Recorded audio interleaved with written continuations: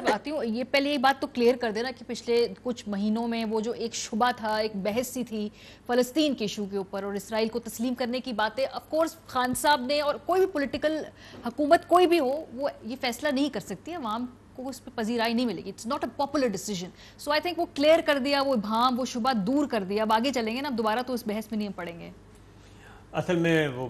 سلسلہ یہ شروع ہوا تھا خاص طور پہ جب سے یہ عرب کنٹریز نے شروع کیا, تو عام طور پہ یہی سمجھا جاتا تھا کہ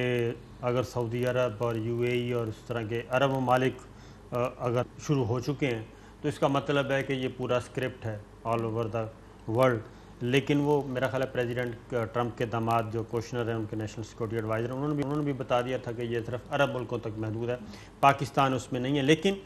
ایک چیز ضرور تھی کہ پاکستان میں بھی کہیں نہ کہیں یہ آوازیں کبھی کبھی آنا شروع ہو گئی تھیں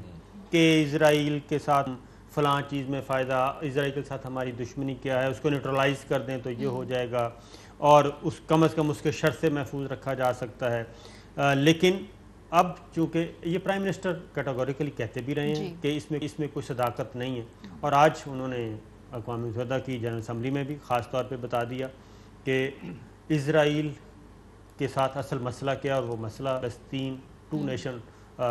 ٹو اسٹیٹس جو سولوشن ہے وہ ہے, دو ریاستوں کا قیام ہے, ایک فلسطین کی آزاد ریاست اور ایک اسرائیل کو اس کے بعد مانا جائے گا. فلسطین کی کون سی ریاست جو 1967 سے پہلے کی سچویشن ہے. 1967 کے بعد بہت سارا وہاں پہ کیا کہنا چاہیے پلوں کے نیچے سے پانی بہہ چکا ہے. پھر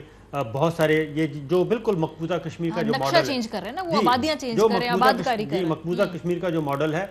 جو اب لانا چاہ رہا ہے نریندر مودی, وہی والا ماڈل اب جہاں پہ, اور وہاں پہ بھی جو تارکین وطن تھے پیلسٹینین, ان کو دوبارہ واپس, کیونکہ وہ تقریباً 1.5 ملین کے قریب ہیں جو کہ باہر ہیں, ان کو واپس نہیں آنے دیا جا رہا. تو ایک تو انہوں نے خاص طور پہ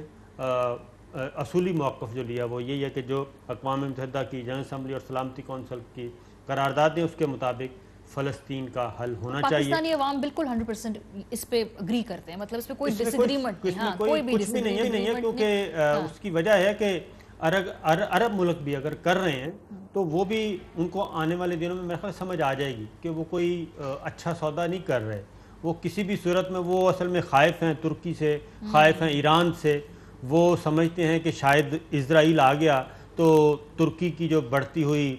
2023 کے بعد جو ترکی کی پوزیشن ہوگی اس کو روکا جا سکتا ہے, یا ایران کے ساتھ چونکہ چائنا اب آ چکا ہے, اور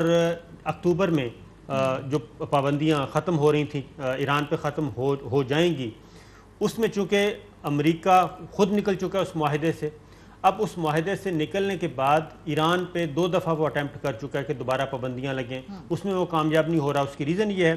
کہ اب رشیا اور چائنا وہ ایران کے ساتھ ہیں, اور جنرل صاحب کو بھی پتہ ہے, آپ کو بھی پتہ ہے کہ ویٹو پاور دونوں کے پاس ہے. اب ویٹو پاور پہلے ایران کے ساتھ اس طرح سے نہیں تھی, اب وہ آ چکے ہیں, تو دونوں طرف ان کو شکست ہو چکی ہے, اور اب نئی صف بندی ہے نا, اب نئی صف بندی ہو رہی ہے, نیا ورلڈ آرڈر ایک طریقے سے. اچھا میں بریک پہ جاؤں گی, واپس